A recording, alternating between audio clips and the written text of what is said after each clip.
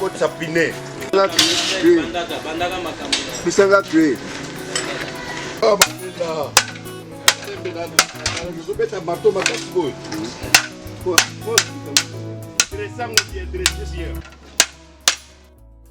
Le temps doit être chaleureux, porteur d'espoir et ancré dans une vision positive de l'autonomisation. Les cas de l'association des handicapés chrétiens de la paroisse Notre-Dame de Fatima pose les pierres qui bâtissent son indépendance dans sa valeur qui ne se mesure pas à la vitesse de son progrès, mais à la persévérance dont elle fait preuve chaque jour. Musala oyo to bandi yango bandakala na Senafi. Bon, Senafi kuna ba misala ezali lisusu te. Bon, yango no moni mayele eza toujours na kati ya motu. Kofanda boye ba père des enfants eza malamu te. Ou bien kosenga kananzela, voilà ceci, voilà cela, eza pe malamu te. Yamwana tosanganaki biso na baninga nanga oyo bozomona tozali awa tosambelaka na Notre-Dame de Fatima. Kuna mwa makanisi ya batu oyo tozalaka na bango basukaka biso mwa muke tomoni ke moye te toye kosala collaboration na ndeko na biso oyo azali awa na atelier na ye. L'entrepreneuriat technique pour les personnes handicapées chrétiennes de la paroisse Notre-Dame de Fatima représente une convergence remarquable de plusieurs dimensions. Entre autres, l'autonomisation par la technologie, la vocation chrétienne, le témoignage communautaire qui permettent de surmonter certaines limitations physiques. Quel courage pur à prouver. Faites qu'elle soit belle.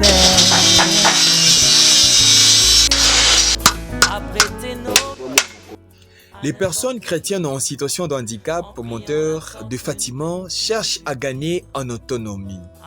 Mais ces dernières rencontrent plusieurs difficultés potentielles pour obtenir des capitaux d'avancement. Elles lancent un message à la fois universel et adapté qui connaissent les obstacles sans limiter les efforts.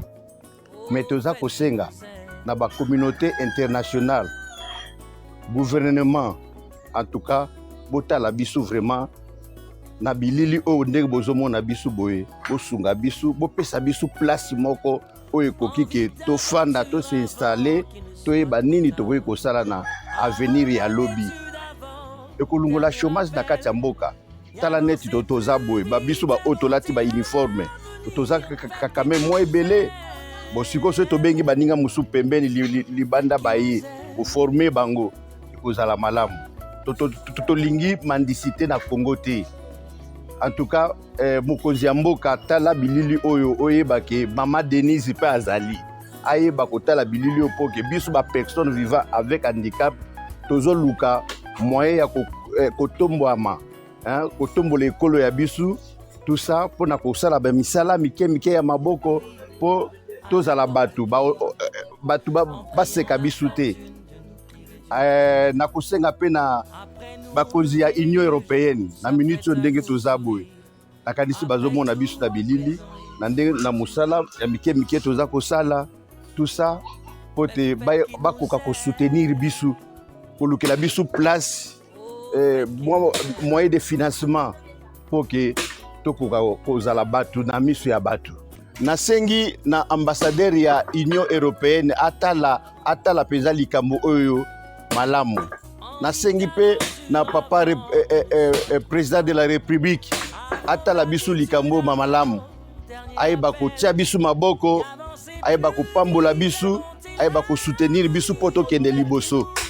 Mais mingi na kobeta sete kaka na mokonzi ya Union Européenne tozolela na papa mokonzi ya Union Européenne a sauvé biso, atia biso maboko poto kende liboso toyeba ko développer tozala ba mandicité te ba mandiate na kati ya RDC Congo. L'association tient debout grâce à la générosité de ses fidèles. Tout ce qui se réalise dans cette association ne se fait que grâce aux donations des uns et des autres. Bandimi ya paroisse d'Abisu Fatima. Batuana bandimi wana basungaka biso na mwa mike mike oyo tobandi nango ya kosombaka pièce de rechange net jante paquet ba rayon chaîne à vélo kosomba cadre boîte de couleur nakolo atelier oyo mpe ndenge azwa biso asangisa biso tosalaka moke na ye po te toyeba kodevelope mboka na biso Congo.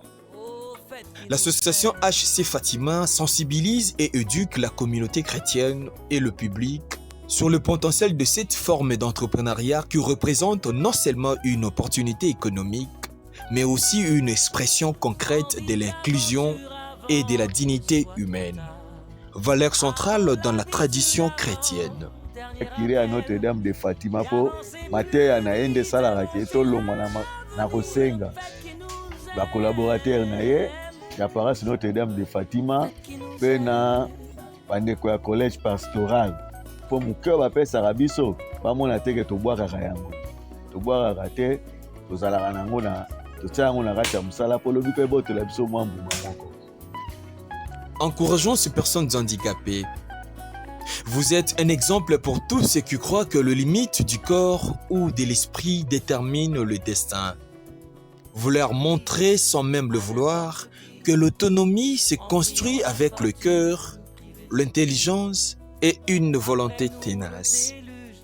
Un pas après l'autre, un jour après l'autre, votre chemin inspire et votre courage, même silencieux, change le monde autour de vous. Vous êtes bien plus qu'un handicap, vous êtes une leçon de vie en mouvement. Commentaire, Cédric Kisanga de la AR Pro TV sur YouTube. Envie d'aventure avant qu'il ne soit trop tard. Avant l'habitude, avant dernier appel. N'y avancez plus.